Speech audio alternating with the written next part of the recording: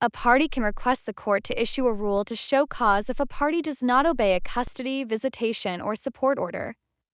The party can go to the Domestic Relations Department to start the process. In the alternative, a party can file a request for issuance of a rule to show cause directly with the clerk's office.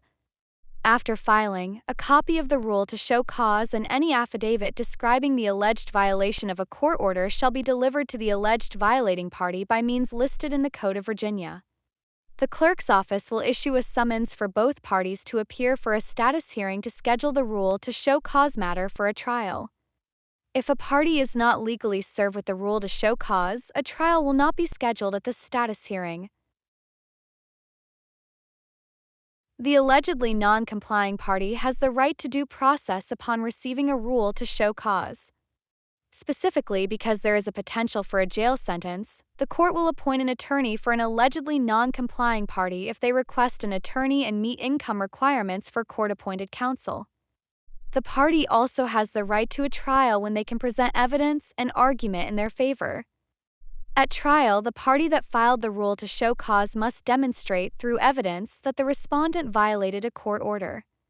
The respondent will have the opportunity to testify, present evidence, and make argument contesting the allegations.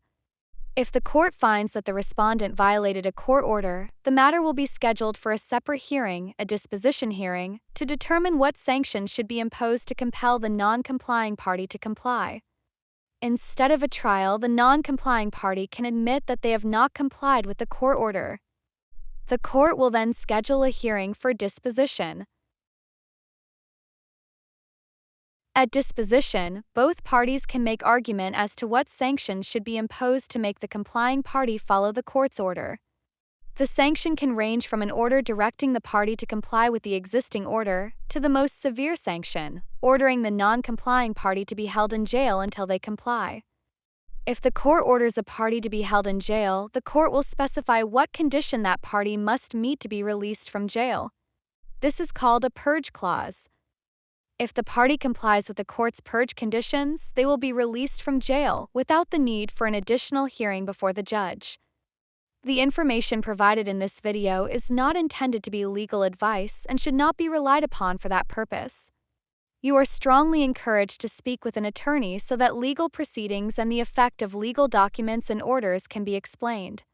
For additional questions and information, please consult the Self-Help Resource Center located in the Fairfax County Courthouse Law Library on the first floor of the court complex.